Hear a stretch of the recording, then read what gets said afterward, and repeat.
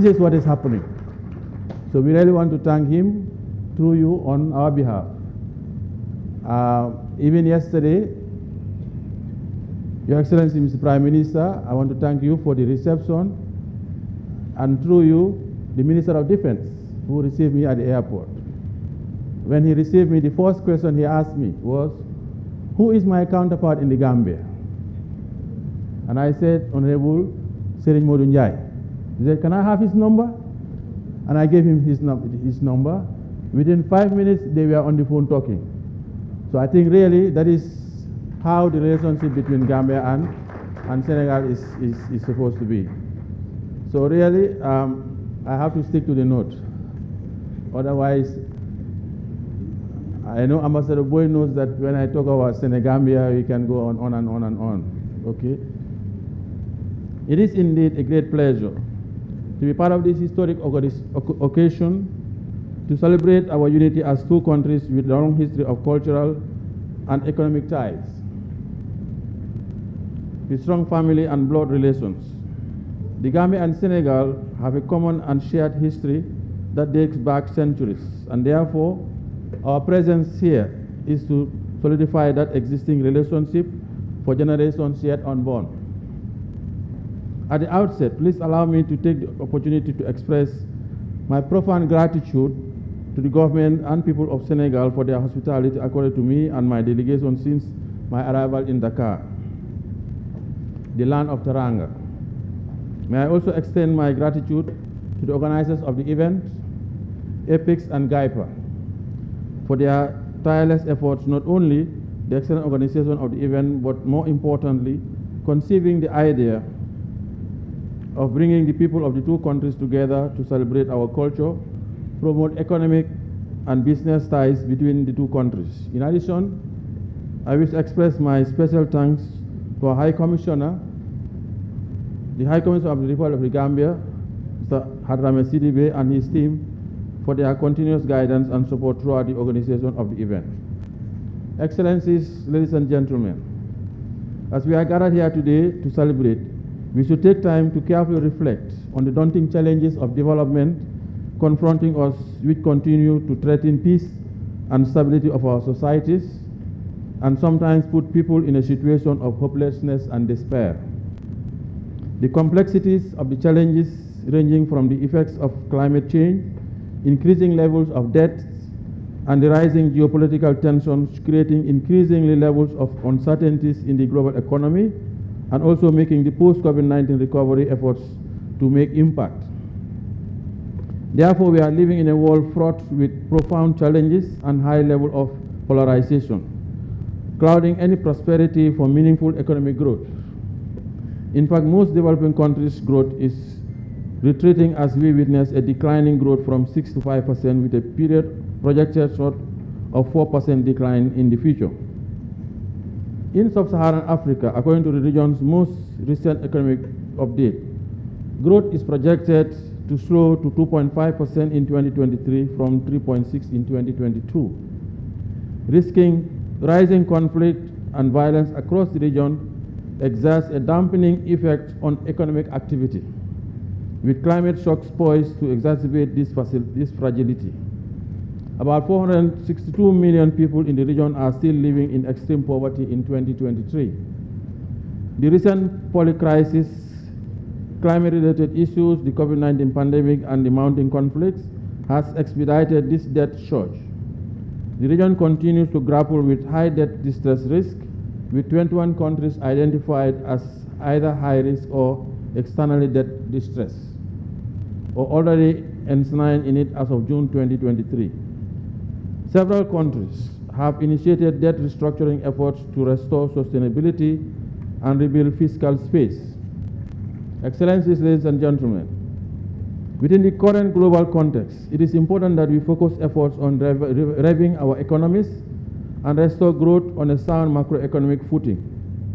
We must invest to improve our human capital and equip policymakers with cutting-edge knowledge and actionable tools they need to address our shared challenges and achieve a more equitable, sustainable, and prosperous economic system for all. We must narrow the widening gap of social equities and promote inclusive development and leverage of demographic dividend of our growing young population. A continent with nearly 30% of the global natural resources and the world's largest free trade area and over 1.3 billion person market has the potential to forge a new development path, harnessing the potential of its resources and people. With renewed determination and commitment, I am very hopeful that we can turn the tide against poverty and social inequities and build a strong foundation of inclusive and sustainable development. We must be strong in our resolve to achieve these objectives. With the increasing complexities of challenges confronting us today, seems to suggest that we work together as a nation to develop a strong and competitive regional economy in which our individual economies can compete on the basis of their comparativeness. Regional integration remains a viable option for development as it would facilitate trade to unleash its potential for development, create opportunities for employment, and facilitate the region's ambition of industrialization. We cannot compete in a highly knowledge-driven economy without industrialization, and this objective would be hardly achieved without creating an enlarged market, which would make attractive for investment both foreign and domestic. Therefore, our gathering today demonstrates our understanding and commitment to deals of this integration, and the Gambia and Senegal could be an example for the rest of Africa to emulate. Excellencies, distinguished ladies and gentlemen, our geographic location solidifies our roots, and I believe that we can achieve a lot when there is peace and stability between our nations. The cultural and interreligious bond that bind us together will help strengthen our trade and economic relationship, and this event will help further cement the strong and brotherly working relationship we have developed under the guidance of our two leaders. I believe that through cooperation and frequent consultations, we can achieve our common objectives of promoting trade and investment between our two countries. Distinguished guests, ladies and gentlemen, the potential that our two countries have in trade and industrial development will be better harnessed when we come together to discuss, share ideas and experiences, as well streamline and simplify our cross-border transactions and improve the business environment for the private sector. To fully unlock this potential, we must not just facilitate trade, but strive to turn the Senegambia region into an industrial manufacturing zone to drive growth and job creation for our youthful population. Excellencies, ladies and gentlemen, to achieve the desired result of the trade and investment expansion, the numerous agreements and MOUs signed by our respective institutions must be cherished and put to action persistently and consistently to boost and diversify our export performance and improve the Senegambia land, air, and sea transportation through joint investment and infrastructure projects. I am excited about the prospects of the signing of joint trade and industrial partnership between our two sister nations. My vision is to see the establishment of joint economic zones in strategic locations and joint investment initiatives to attract much needed foreign direct investment and boost the trade infrastructure along our key trade and transit routes.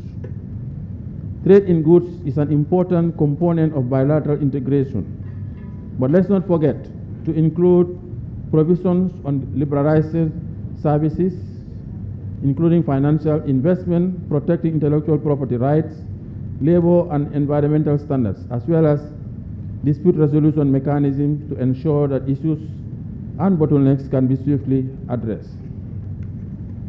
Excellencies, ladies and gentlemen, if we work more closely and effectively together, we have the opportunity to create jobs, to minimize irregular migration, and lift our people out of poverty. The majority of people that will be lifted out of poverty are women in trade. As we all know, women are the prominent traders along our respective borders and play a dominant role in agricultural and informal sectors. Together, we have the opportunity to close the gender gap, the gender income gap, and support MSMEs to boost their income and access new markets. In conclusion, Your Excellencies, I would also like to commend all the organizers who at different levels in the Gambia and Senegal and in their respective capacities have carried out the appropriate preparatory work towards the successful hosting of this event. I can assure you of my unwavering support under the guidance of His Excellency President Adama Barrow, who is determined more than ever before to demonstrate strong political will to ensure closer cooperation and collaboration with brothers and sisters across our borders. I am convinced that your deliberation will help lay the groundwork to take steps to address challenges for joint trade and industrial cooperation so that our two nations can prosper.